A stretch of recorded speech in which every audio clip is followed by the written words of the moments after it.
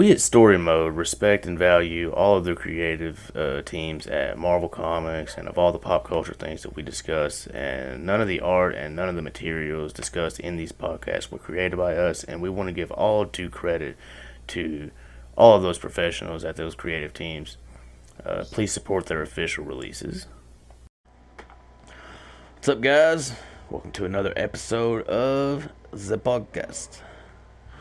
From Story Mode, it's Vinicio, we got Nocturnum and Moorcat. What? Legends. Greetings from the den. The man, the myth, the legend. Greetings from my recliner and my non-existent YouTube account. Actually, I do have a YouTube account, but I'm not going to say the name because it's embarrassing. What is it? Panic Room. I don't know. It's embarrassing. Panic Room? No, the other movie with the guy that... Shut up, JoJo! That was a great idea you had there with the Panic Room. I didn't even know that was real. I thought they just made that up for the movie. You know the one. I didn't even know those things with were the, real. With the lady and the kid and the guys in the house. Guys in the house. Panic Room? Panic Room? Panic Room? No, the other one. Shut the... JoJo! No, I made this YouTube account back when I was all about like the higher planes of existence and figuring out my true mantra. It's called Mystic Ascendance, and it's older than everything else I own. It's like 11 years old. Mystic Ascendance. If you immediately recognize the candlelight was fire, then the meal was cooked a long time ago. Oh my God, what do I know that off of? I've heard that. You definitely should know that. Indeed. Oh, come on. Oh, yeah. Like, what does You that immediately even notice the mean? candlelight is fire. The meal was cooked a long time. I love how Daniel Jackson struggles with that because he's supposed to be like the profound one and stuff, and he's like, "What does that mean?" What is that? What does that mean? And then later on, he catches Replicator Carter, and figures her out when she's trying to trick him into giving her the location of the ancient weapon on Dakara. Yeah. Tilk Pi, indeed. I still think it's a hell of a coincidence the fact that the very first episode of Stargate, before I even knew I was a Stargate fan, I ever watched, and it was on accident because it was on the Sci-Fi Channel when I woke up from a nap, and it was the very last episode of SG-1. I was just like, I think I vaguely remember. Yeah, that's the very last episode. Like, what? Yeah, dude, like you watch that whole series, then you get to the finale, and you're like, dude, I can't wait. And then it starts at like 5 minutes in, you were like, dude, I've seen this. Like, I know. But the whole time I was like thinking to myself, I'm looking for the episode. The whole Stargate SG-1 series, I'm looking for the episode I remember. Like, where's it at? And it happens to be dead last. I waited through that whole entire show just to find out, at the end. It's crazy. It was a pretty decent one. Hey, mine. We got 4 windows and 3 people. We're gonna have to share. Yeah. Right? It's just like oh god, what's his name? Sarge off at Halo. Yeah, we had 2 sticks and a rock to an entire platoon. Yeah, we had to share the rock. There's a thing like that on we didn't have no fancy smancy tanks. On Batman Arkham Knight has a similar like dialogue piece like that too. A bunch of goons have this firefighter held hostage, and you gotta rescue him, and you're like sneaking, and you can hear the conversation. And the fireman's like, "You guys aren't just gonna gang up on me and just beat the shit out of me like this, are you? Like that just doesn't seem very manly." And they're like, "Oh, believe me, we'd love to each have a firefighter to kill, but you're the only one here, so we're gonna have to share." And he's like, "Ah!" And then I swooped in and beat them all up. I said, "Boom, you looking for this?"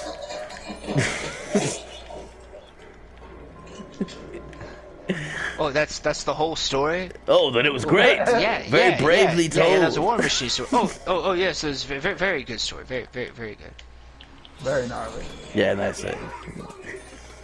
Very nice, very And nice. the suit, it very could take it could take the weight, right? You know, so I pick the tank up and I just drop it on the general's lawn. I'm like, boom, you looking for this? Huh? And oh, that's it. Like, okay, like yeah, that's the story. That's a War Machine story. Which is round 4. We might want to start moving. Nah, let's be men. Round Kind of 12. getting down to, you know, brass tacks here. One thing I've kind of been wanting to discuss for the past couple of weeks, but you know, we've been adults and busy, is that Hey, Nocturnum can I say here. this real quick? Yep. You know, I have the opened whole the time first door. I've ever heard that saying, for the longest time, I always thought it was brass tacks, as in T-A-X, and not tax, as in T-A-C-S. I always thought it was like brass tacks. It's like there's some kind of tax on brass. All right, but you were saying? Let's lower the brass tacks here. You know, like. But what I was gonna say is that Nocturnum here has recently been getting into the Marvel Netflix, you know, pocket of the MCU. Oh, really? Yes, we do need to talk about finished this. them, dude. I'm Yeah. on season 2 of The Punisher. I've finished season 3 of The Daredevil. I'm watch- about halfway through it. You watched Defenders too, didn't you? Yes, I did. Dogs. Yes. I definitely love Jessica Jones' satire, man. Dude, She's awesome. I told you, dude. Yeah. Jessica Just to be Jones is the clear, best. Just to be clear, we've said resurrection 3 times now. Right? I love the Jessica Jones yeah. series. That's such good television. It is. And Purple Man. Dude, I've never respected Purple Man more as a villain than I did in that show. Even though he still was a stupid fuckboy. Hey, is that on season? I haven't seen it. That's the first season. Kilgrave. Purple Man. Kilgrave is Oh, the Purple Man. Oh, that's his. I didn't know that was. I his have. name. Purple Yeah. Man. I did. I prefer. I did not- Kilgrave. I did not think it possible to. I'm reloaded. Shit. I did not think it possible for me to hate a rape story more. Right. Like no, that's like anything pertaining to rape. Like I generally just like why can't we just do like a bunch of fade to blacks here? People like why do we gotta, you know, why we gotta be realistic with No, it? I understand. Yeah. This took it to a whole new level, and it made me hate those kinds of stories that much more. No, I definitely get it. I definitely get it. Speaking of holding no punches, though, man, the Punisher. Shoo-wee! If you like gore, watch the last of season 1 of the Punisher. Yeah. With a brand new origin for Jigsaw. But yeah, what I was gonna say is that over the past few weeks we've been focusing on Daredevil, and basically the overall plan is that for the next several weeks, the different things is going to be focusing on different characters, but Daredevil is going to be involved in these stories in some way. And today, this story we're talking about today, it is very minimalistic, as we've discussed before we got on here, but it bridges to next week's. So I'm assuming that we should probably do a very brief recap for old Nocturnum here. I wouldn't mind at all. Basically, there was 2 stories. The first one was basically Mysterio found out he was dying and decided to do this last-ditch effort to just try to fuck up Daredevil's life. Because So he found out he was Mysterio dying. realized he was a B-list villain, so he went after Daredevil, a B-list hero, Yes. according to him. Yeah, he considered Daredevil B-list. Also, Spider-Man was currently not around because this was during the 90s Clone Saga, which is a whole magical and amazing dumpster fire of its own.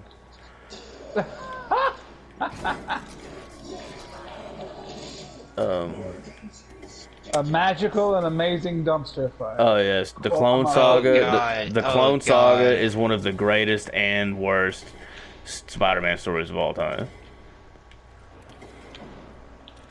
And it will always hold a special and frustrating place in my heart. It pretty much spawns a whole thing in the fandom that didn't need to exist, but they just, you know, kind of sloppy storytelling, I guess. Yes. So is it canon? Yeah. Yes. Yeah, for sure. It's actually... It's more Go this way, canon than fellas. anything Let's go you've over ever that seen. door. Mysterio basically convinces Daredevil that there's this baby who may or may not be the Antichrist or the second coming of Jesus, and plays on like his religious stuff. Ends up just all being a big scam, and Daredevil saves the baby, and Mysterio ends up committing suicide. He shoots himself in the head. Really? Yes. And he stays was he dying dead for a again? long time. He had cancer due to exposure to all the illusion causing chemicals and stuff that he uses in his exploits. And in the process of that, he also hires Bullseye to fuck with Daredevil, and Bullseye ends up killing Karen Page. And then the second story, which is one of my favorite Daredevil stories, it was called Parts of a Whole, was where Daredevil faced off against a villain that seemed to be tailor-made for him. It was a deaf woman named Echo. She had photographic reflexes like Taskmaster. Oh wow. Okay, that's interesting. Yes, she like watched a bunch of Bruce Lee and Jackie Chan movies and stuff to learn how to fight, and then also watched videos of Daredevil and Bullseye fighting, and used both of their moves against Daredevil. And they were also in their alter egos. They were very fond of each other romantically. What? Because she They didn't didn't even know they were. Daredevil knew, but she did not. And Kingpin was blinded because basically Echo's father was killed when she was a child by the Kingpin, and then he manipulated her into thinking that Daredevil did it. So while she was dating Matt Murdock, she crafted this vendetta against Daredevil. And then when she attacked him as Daredevil, he realized it was her, although she didn't know. And then when it was revealed that they were one and the same, he was like, there's no way I killed your father. I was a small child at the time. I'm nowhere near old enough to have committed a murder. Right. But yeah, when she finds out that Kingpin was the one that killed her dad, she shoots him in the head. Presumably killing him, but they ended up still at the hospital. They ended up saving him, but he lost his sight. So now Kingpin is blind as well. Gotcha. But yeah, that's you're pretty much caught up. All right. So and Kingpin is still alive. Though. Yes, he is alive, but he's Yes, blind. Kingpin is still alive, but he is blinded. The story for today is a Black Widow miniseries under the Marvel Knights label. And it takes place in between those two Daredevil stories. Gotcha. Yeah, but it takes place, if I'm not mistaken, in between the first and the second arcs. Takes place between Guardian Devil and Pieces of a Whole. Right. Yeah, this was a bit of an odd story. It's a spy thriller, Black Widow, obviously. Yeah. And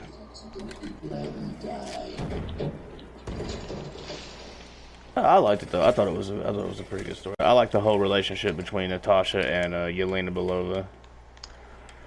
Who's that? Yelena. She is to be Russia's new Black Widow. Yes. And it starts out in issue number 1 with her trying to kill Black Widow. Also, you probably don't remember this, but Yelena Belova's first appearance was in that Inhumans miniseries that we read on the very first episode of this podcast. But so this story was written by a woman named Devin Grayson, and Devin Grayson actually has a bit of an interesting story on her own. To see, most people that write comics grew up reading comics or something of that nature, Devin Grayson did not ever read any comics growing up. Really? So she's kind of fresh. Yes, in her mid-20s, she watched Batman the Animated Series. Oh. And... Good choice. Right. And she became, in her own words, obsessed with the relationship between Batman and Robin, and watched the show compulsively with her girlfriend. And they watched the entirety of the series, and she became a huge fan of Dick Grayson early on due to them sharing a last name. So she just started cold calling DC Comics and sending them writing samples until 1997, when they hired her to write a 10-page short story in the Batman Chronicles comic. So persistence paid off. Huh? Yes. She began getting different writing contracts surrounding the Bat family, Batman, Robin, Batgirl, all of them. She wrote a Nightwing and Huntress miniseries in 1998. She wrote the first 20 issues of Titans in 1999 and 2000. She co-created the Batman Gotham Knights and wrote those issues until 2002, when she took over the Nightwing solo series until 2006. She's been nominated for Comic Buyer's Guide's Favorite Writer in 1999 and 2000.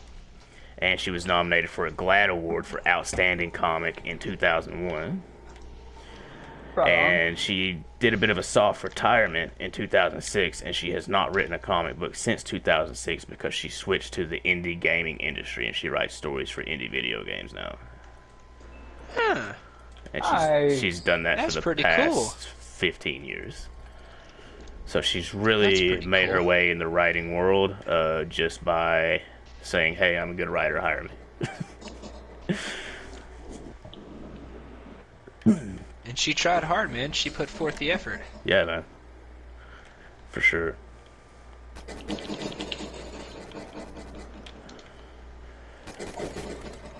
Personally, a lot of those books, the only ones that I've really read, I did read that Nightwing, some of that Nightwing solo series. It was pretty good.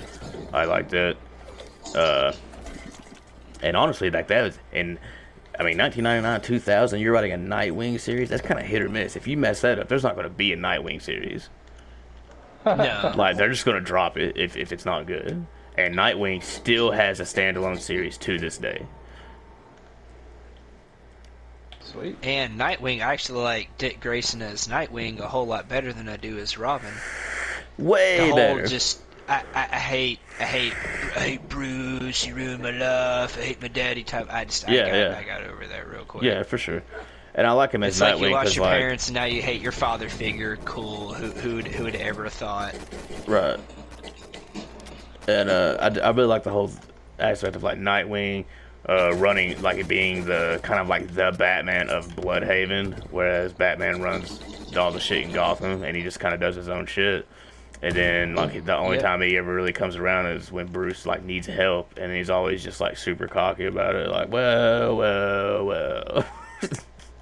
Pretty much. Look who needs the kids' help. This story, the art in this story was done by an artist known as J.G. Jones. And the peculiar thing... J.G. Jones. Yes. Say that 5 times faster. J. Jonah Jameson. Right. Junior. It's J.G. Jonah Jameson. Like it's GW instead of GHW, you know? Right.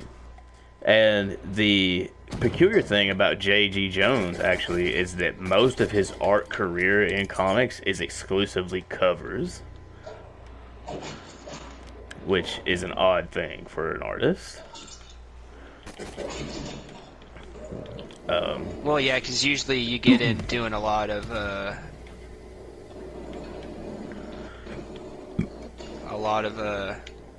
like big single panel or small panel stuff out in the city, alter ego type artwork first, if I'm not mistaken. Yeah, I mean, a lot of times that is how it tends to go.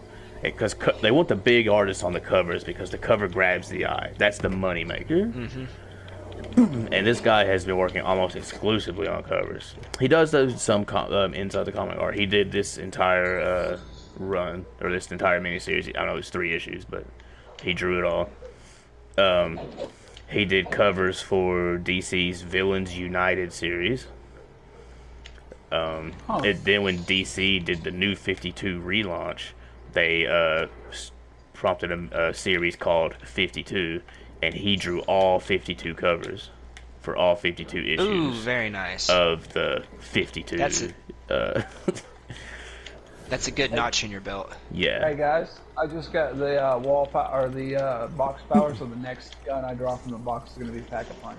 Nice. Pack-a-Punch Hopefully it's on something this. good. They're inside. Insta kill. I'm out of ammo.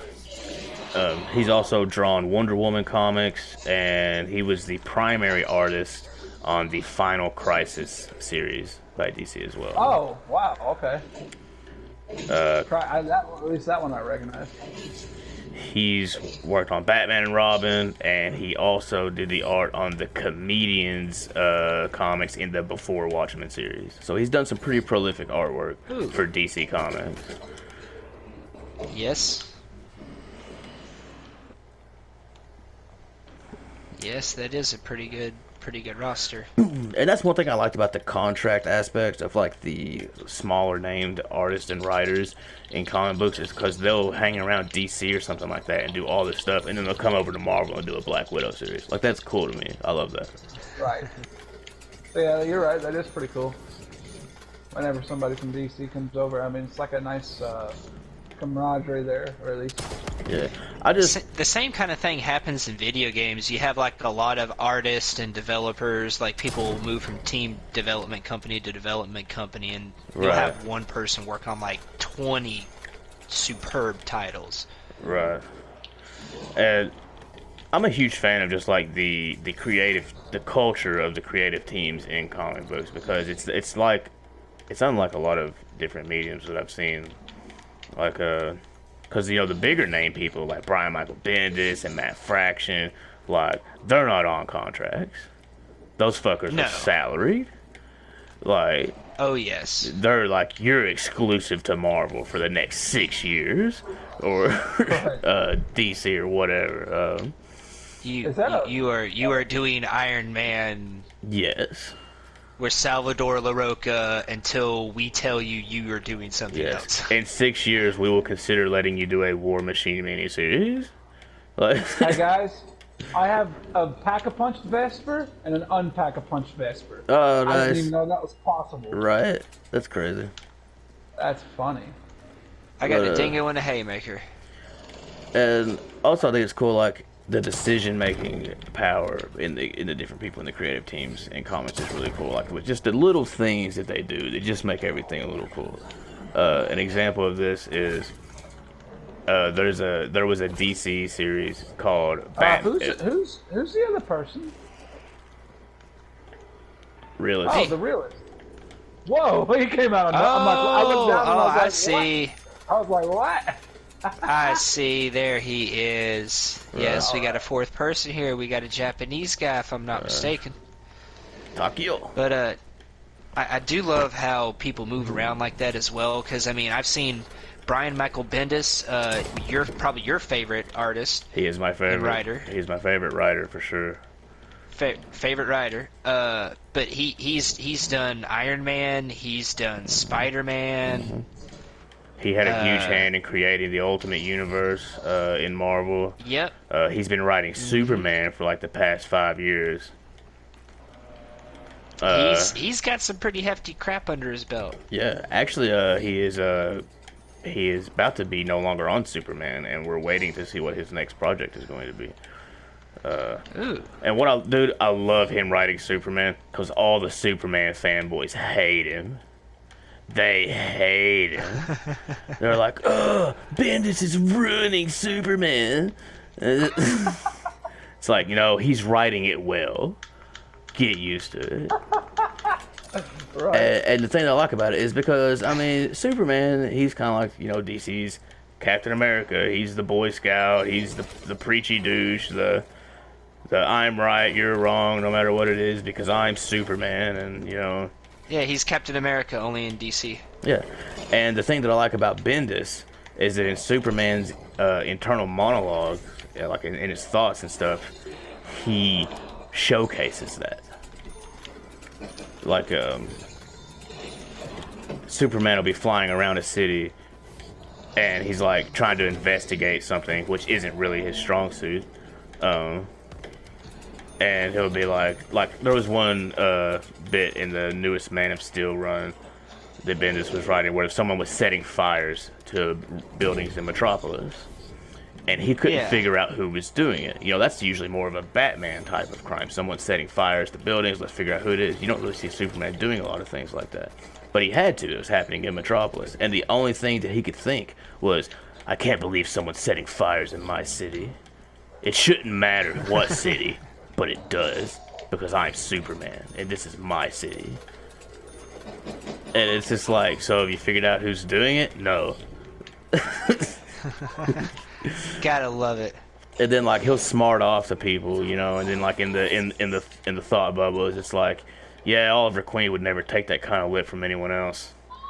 Luckily, I'm Superman. Right. But I do like how different writers and artists have different interpretations upon heroes, because Yeah. otherwise you wouldn't get stuff like that. And Oh, yeah. Superman would be the same old self-righteous guy that he usually is. faster than a speeding locomotive. I'd hope so, because otherwise that thing is sitting still, and you got some problems if you ain't faster. But one of the things I was gonna put out was there was a series. This wasn't Bendis or anything, but this was just a really cool series I liked in the New 52, and it was called Batman/Superman. And they had it's like a team up book that they did. It ran for like 12 issues, and what was really cool about it was that they took it was done by the writers and the artists that typically did Batman, and then that typically did Superman. But when they did the Batman/Superman team up books, the guys who normally wrote and drew Superman wrote and drew Batman and Gotham City, and then the guys who typically did Batman were the ones writing and drawing Superman and Metropolis. And you got some really cool stuff out of it. Like, and they would even point it out. Like, they would go to Gotham, and Superman would be like, "Wow, this isn't really how I remember Gotham last time I was here." And Bruce Wayne's like, "Yeah, we've been working on it. It's a lot cleaner now." Making those small quality of life changes. But yeah, pretty much like starting out with this story, it just kind of starts out. She's just at home. She's going through like this box of what seems to be like mementos, medals, like news clippings of like the Avengers. There's a magazine with her and Daredevil on the cover. No way. I'm sorry. I'm just messing with you, Benicio. I'm just messing with you. Well, she does get a letter, and she gets a visit from Matt Murdock. That's how Matt ties into this whole little thing. And he's feeling pretty chipper. What's the He's point making of a the lot visit? of puns. Oh, he visits Black Widow. Right, but what's the point of the visit? Probably get some ass, honestly.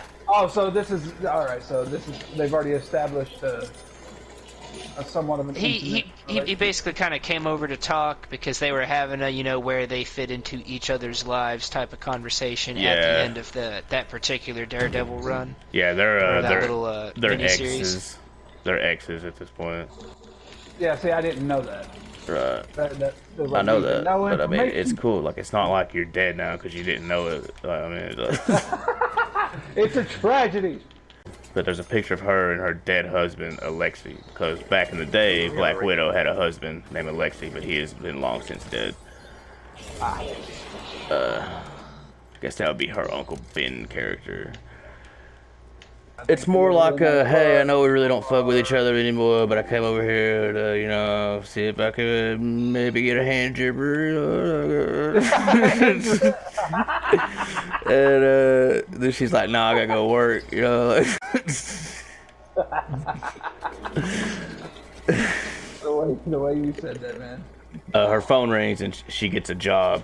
There's a new bioweapon on the black market and the United States government wants her to go in and destroy it and secure the guy that invented it and make sure that no terrorists get their hands on it. Wait, there's a new what kind of weapon now? You said Bioweapon. bioweapon. Okay. I didn't hear that first part. Yeah. And they're sitting there kind of like just talking about things, and Yelena Belova, the replacement Black Widow, but is like eavesdropping on them. Yeah. And they're both aware of it. Black Widow's aware of it because she's a super spy, and Daredevil's aware of it because, I mean, you know, he can hear your heartbeat. And so but the bioweapon is in Rapistan. I don't know if that's a real country or if that's something that's made up. I didn't recognize it as a real place, but yeah, it's in some country, Middle East, and they're wanting this biotoxin. This biotoxin, when you inject it to somebody, they get like superpower strength. Really? But then they wither up and shrivel and die, kind of like the one dude that drank from the wrong grail. Right. Yeah. So, but how long does it take them to shrivel up and die? 2 minutes. Oh, okay. So they don't. It's not very practical. It lasts for a couple of hours. Well, like it depends on how you're wanting to use it. Like, you know, like if you were wanting to use it on your enemy, you know, they would raise hell and destroy their own land and for 2 minutes, and then they would all die. Well, the effect lasts for a couple of hours, but they die really quickly after the effect begins to wear off. Okay, gotcha. So it's nasty shit regardless. Yeah. But so she gets on a plane. She goes to irregardless. Did I say irregardless? No. Irregardlessly. Oh, okay. I'm just making sure, like, oh man. Serendipitously. What's that movie called? Serendipitous. You're thinking of Puff Puff Pass with Danny Masterson. Yeah, that shit is hilarious. With Kyle Pfeiffer. He's like, regardless. It's like political. Use your brain. We're living in a state whose governor is famous for his portrayal of a robot in a country run by a man that almost choked to death on a pretzel. But yeah, Widow goes to the airport, gets on a plane, heads to Rapistan. And Yelena like jumps a stewardess in the bathroom and takes her uniform and pretty much just tells Black Widow the whole way, thinking that she's like sneaking, you know, being a super spy, but Black Widow's like fully aware of her presence, like the entire time. Like, and they get there, and Black Widow infiltrates this warehouse, and Yelena like follows her. But Yelena is discovered by the guards, so then Black Widow has to swoop in and save her. And so then why does she care? Well, I mean, Black Widow just doesn't want to see people killed. I mean, she's an Avenger. Oh, gotcha. I mean, she's a spy. And she has a past as an assassin and stuff, but you know, she's a hero. Personally, I would say she's more of a hero than most because, you know, she doesn't really, like, she's got skills, but, you know, she doesn't have, like, a suit of armor or a magic hammer or any of this other shit. And she wants to shut down the Red Room, and Yelena informs her that the Red Room is once again active. Yes, and that she is the latest byproduct of the Red Room and has exceeded Natasha in all of the tests and trials and is the new Black Widow and will be effectively replacing her. And she's basically come to kill Romanoff because that's how the Black Widow replaces the previous one. Right. By assassinating them. And she also tells her that she is on a mission to get the bioweapon as well, but she is going to deliver it to the Russian government. Now, the Russians have also brought in Black Widow, along with the Americans have brought in Black Widow to recover it, and they're both worried because they don't know who she's going to deliver it to, and the Russians kind of want to have an ace in the hole, if you know what I mean. Right. Essentially, both of the widows easily defeat all of these Rapistani guards.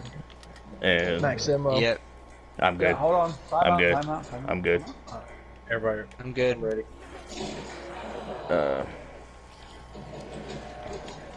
And then Natasha does this really cool thing that I thought was badass and that I would kind of probably like to see in a movie or something.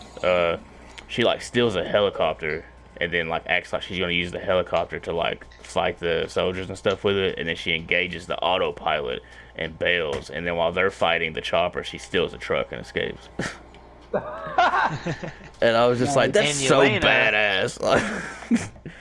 And Yelena thought she was in the chopper as well. Yes.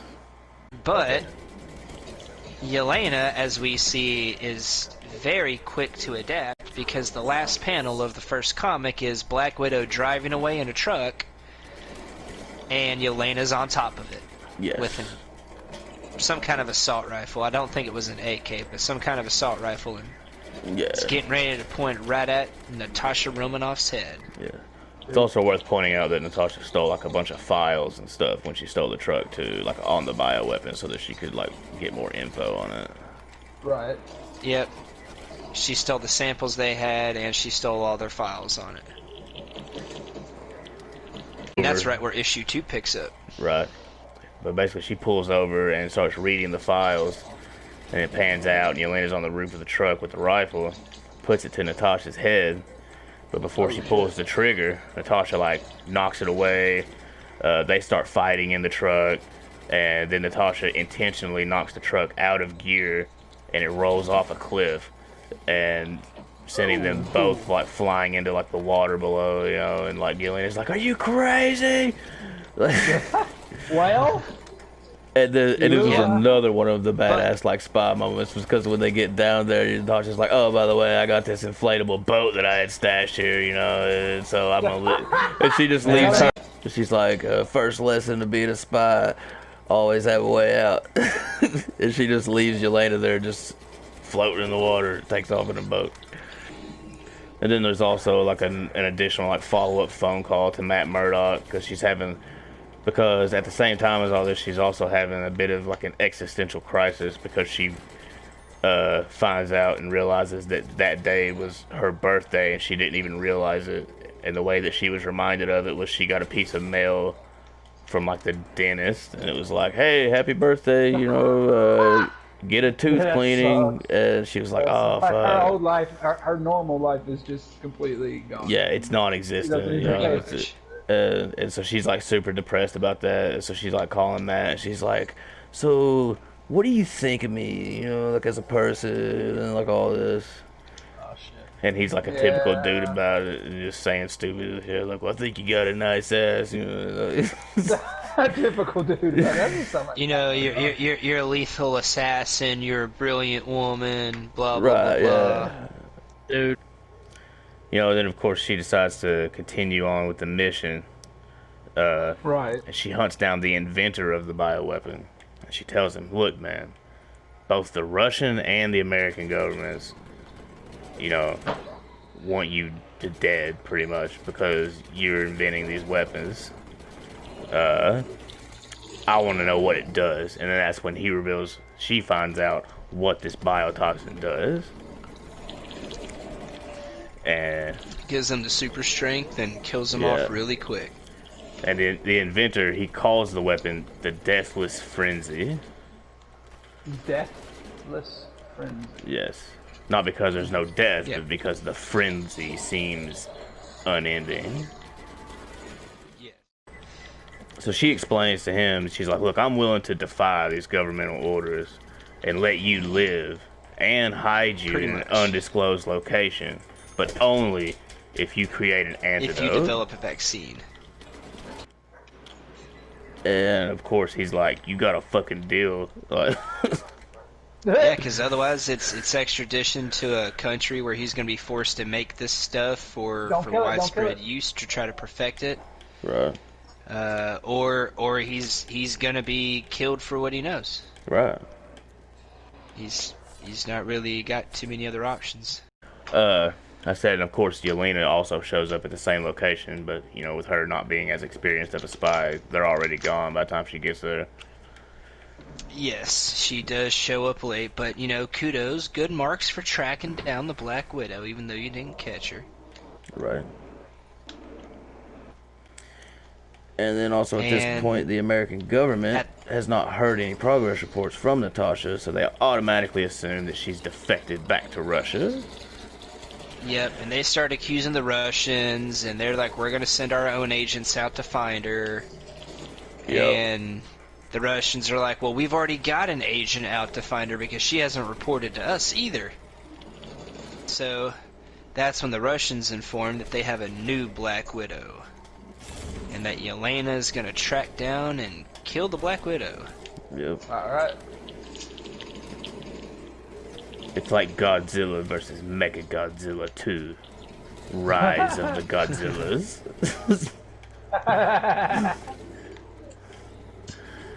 We're gonna get Jaws, and then we're gonna team up with Jaws to hunt down bigger Jaws. Sounds like a lot Hey, of I'm group bigger of my Jaws. ex-girlfriends. Oh. So the Rapistan military, they're still under the impression that they killed Black Widow when she was in that chopper, and so one of their generals is reading the report about the theft of the bioweapon samples and stuff, and he's like, "You guys are idiots." He's like, "You really think she was in that chopper?" He's like, "Was there a body?" Well, like, yeah, it was in my report. There's no body. there's no. He goes, "Also, there was a chemical bioweapon on board. How come none of you were destroyed? Like, how come none of you were killed when there was the explosion of a helicopter full of biochemical weapons above your heads?" Yeah. Well, we just kind of thought, like, that you know, we were just badasses, you know. You know, just idiot henchmen. You know, Taskmaster was being a little lazy that day. Right. Let's be real. These guys did not pony up the money for Taskmaster's goons. No, they did not. They did not. So he Taskmaster orders. would have at least time to check a body. Oh yeah.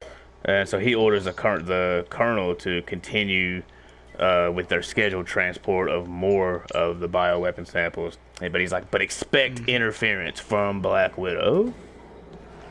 And they're like, okay, but we really don't think she's gonna show up. He's like, she's gonna show up. Like, just and then Black Widow technically doesn't. Or what Black Widow technically does. Depending on your perspective, yeah. But Natasha, she calls like a high-ranking KGB agent from his phone booth. You tell this is a '90s comic; it's a phone booth. They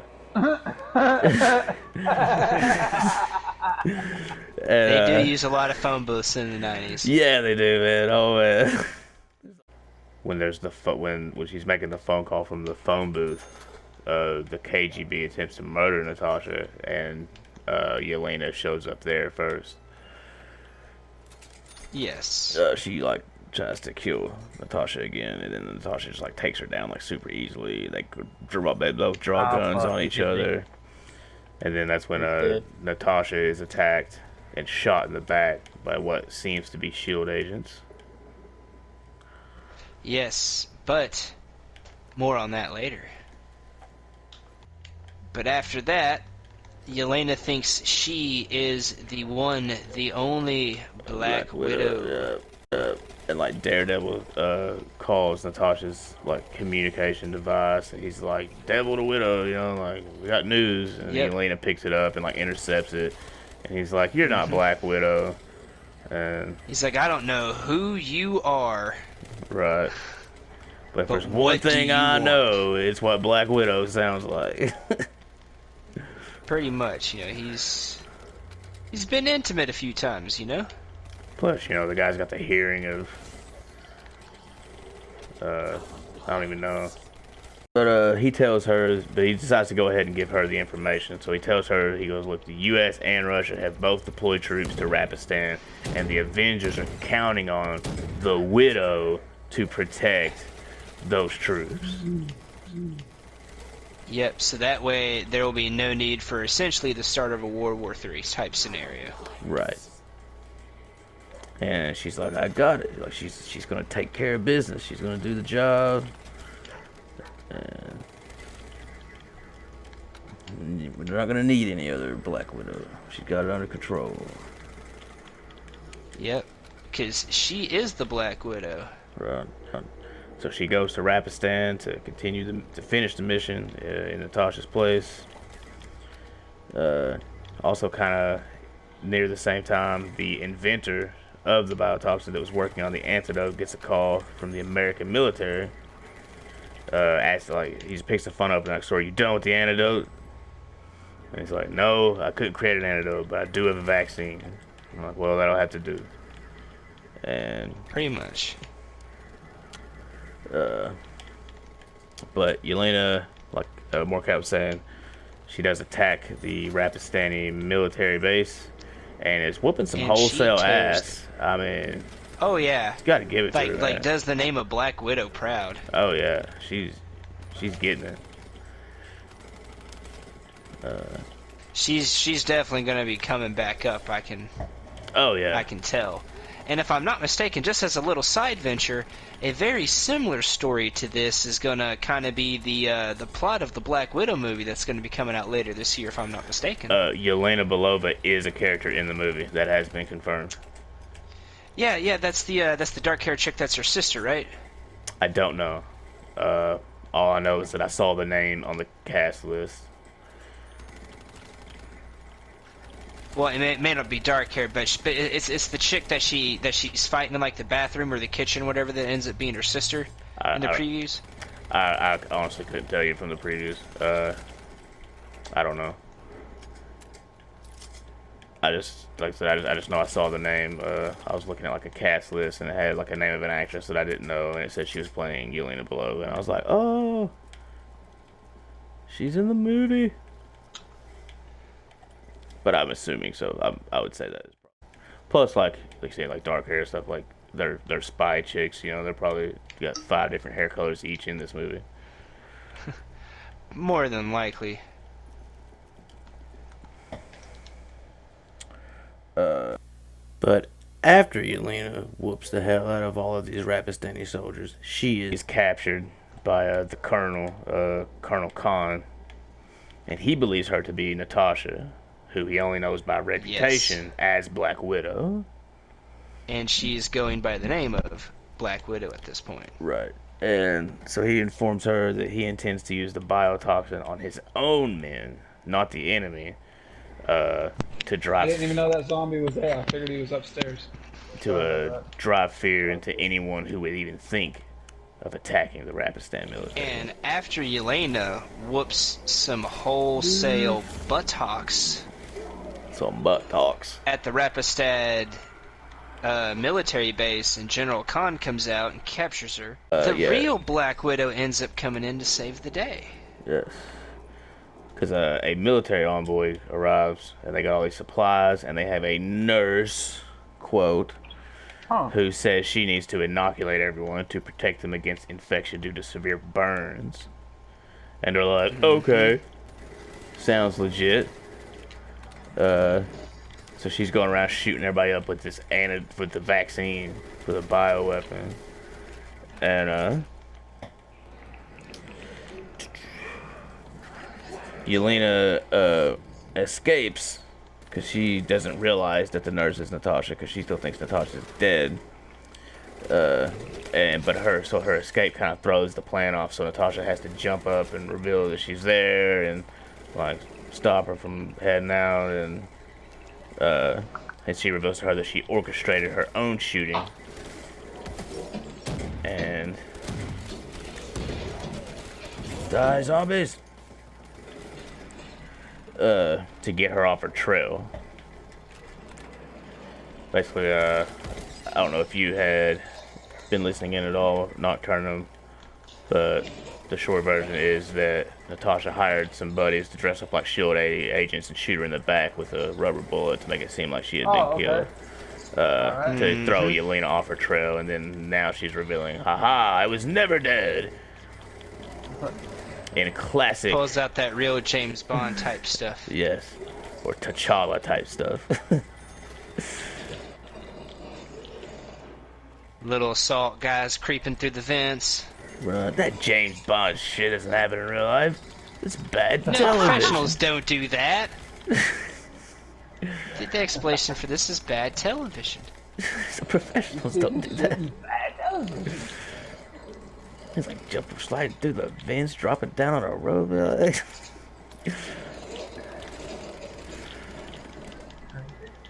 Dude, But yes, are they ever gonna stop? Russian helicopters arrive, and Colonel Khan just orders his men to release the toxin. However, Natasha's inoculation was actually the vaccine for the toxin, and the only person that was not inoculated was Colonel Khan himself, and so he is the only person who gets infected with the bioweapon that he ordered deployed. And he goes ham for a few seconds. Yes, and then Natasha fights him off long enough to protect the other soldiers, the Americans and the Russian, until he dies from exposure due to the toxin. And then Yelena leaves to avoid assassination by the Russians for failing her mission because they just don't know who to trust anymore. And using Natasha's helicopter autopilot ploy to get away. So she's learning. So what are we doing next week for the comic reading? Is there going to be another short little Black Widow run, or are we getting back into Daredevil? It is going to be the sequel series to the Black Widow, but Daredevil does have a more prominent role in that one than he did in this one. And Yelena Belova is also a major player in that as well. And we'll see a lot more of the relationships between Daredevil and Natasha and Yelena and a lot of that cool stuff. That'll be cool to see. We appreciate you guys tuning in. Make sure you check out next week for the sequel miniseries of the Marvel Knights Black Widow. As we previously mentioned, and as always, we at Story Mode do respect and value all of the professionals on the creative teams at Marvel Comics and at any of the pop culture stuff that we discuss or display in this podcast. None of the things that we discuss or display in this podcast, including dialogue, art, different stories and characters, none of those things are our intellectual property. All of those things are the intellectual property of the original creators, mostly Marvel Comics, some of them through movies and other things, etc. But make sure you please support the official releases of those things. And piracy's not cool. But check us out next week. And as always, press start.